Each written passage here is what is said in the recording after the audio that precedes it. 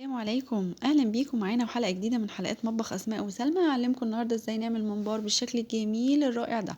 حضرت كيلو من الممبار البلدي. طبعا الممبار بيحتوي على نسبه قليله من الدهون وغني بفيتامين بي 12 والفوسفور والزنك، وبيساعد على تقويه جهاز المناعه وتقليل خطر الاصابه بفقر الدم. غسلت الممبار بتاعي كويس بقى وخليته على الناحيه الناعمه والناحيه اللي فيها دهون جوه كده عشان تدي طعم جميل للرز.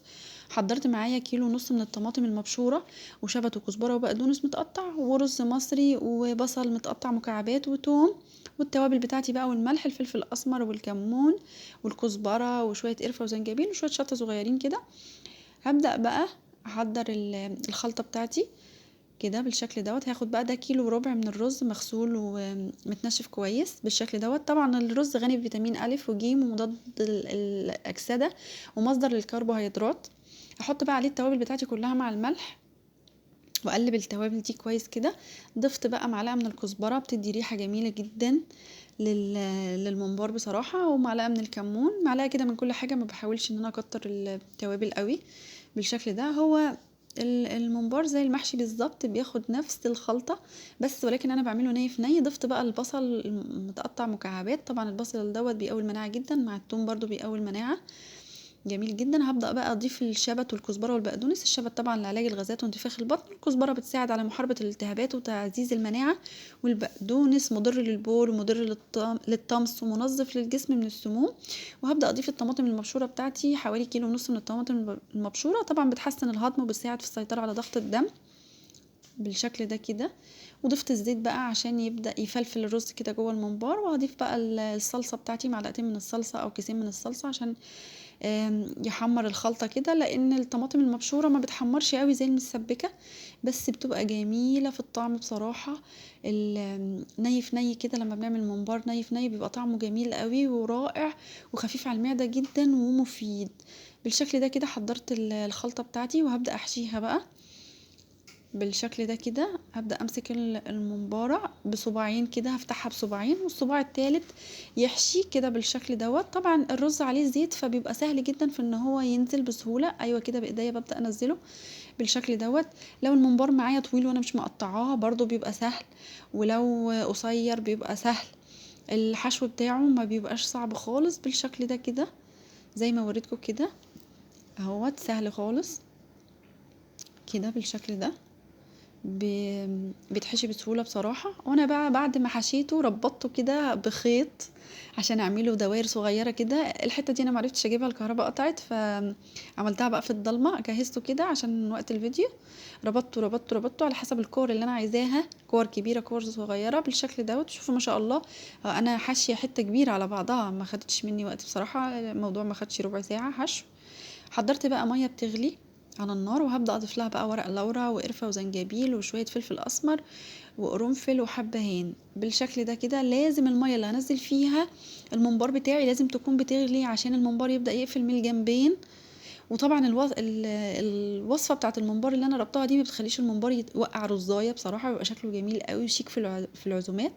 هنزل بقى الممبار بتاعي كده بالشكل ده واحده واحده كده.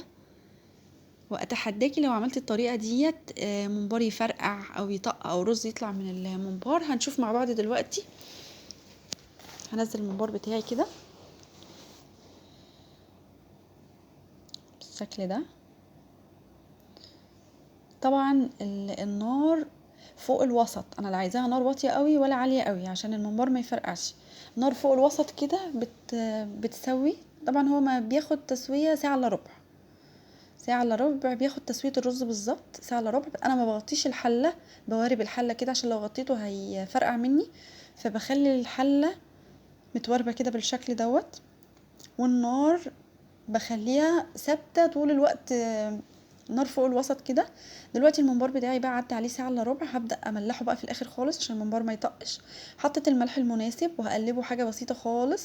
وانا بقلبه كده هوريكم ان الممبار ما شاء الله ما فيش اي حاجة مفرقعة خالص بالشكل ده. والريحة خطيرة بصراحة، شايفين ما شاء الله ماسك نفسه ازاي، جميل جدا.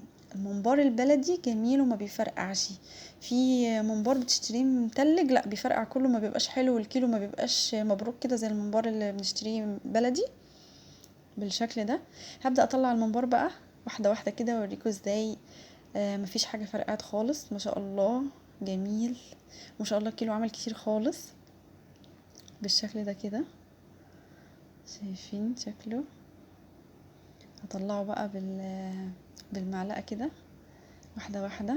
ما شاء الله مفيش حاجة مفرقعة خالص، كله زي ما هو كده. عامل ازاي؟ رائع، والريحة خطيرة، قلب البيت خالص. جميل كده بالشكل ده ما شاء الله. شايفين زي ما انا حطيته هطلعه بالظبط. انا بحاول اسلكه كده واحدة واحدة بالشكل ده. شايفين شكله جميل ازاي؟ ما شاء الله رائع.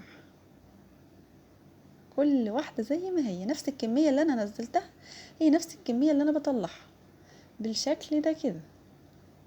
الله جميل خالص بصراحة. هبدأ بقى احمر الممبار بتاعي بقى. حطيت شوية زيت كده سخنين، هديهم احط لهم اضيف لهم معلقة من السمنة البلدي. بتخلي بقى الممبار بتاعي مقلي قلي كده ولونه اصفر وجميل.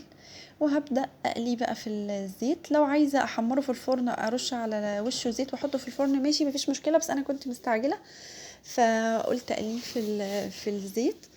هو ما بيشربش زيت ولا حاجه بصراحه، الزيت بيديله لون بس وخلاص، وانا بصفيه كويس.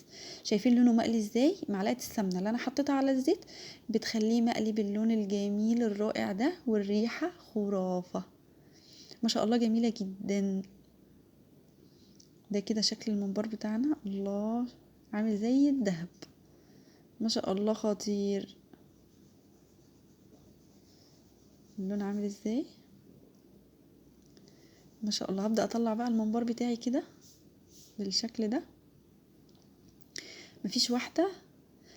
لو انا عايزه اقطعه بقى واقليه وهو متقطع مفيش مشكله، عايزه اقليه كده وهو بالشكل دوت اللي يريحك. الطريقه السهله بالنسبه لك. انا بحب اقليه كده وهو زي ما هو كده ماسك نفسه، وبعد كده بقصقصه بقى بالمقص خالص وافصل الكور عن بعضها واشيل الخيط عشان ما اقدمهوش للناس كده بالخيط. بيبقى شكله جميل ورائع قوي بصراحه في العزومات، شيك جدا والاطفال بتحبه وبتموت فيه. انا شلت بقى الخيط اهوت وقطعته بالمقص وزوقته كده بشويه خضار بالشكل الجميل الرائع ده.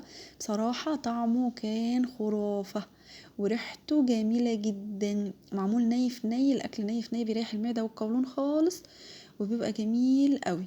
ورز مستوي جدا في الممبار. وده شكل الوصفة بتاعتنا بقى.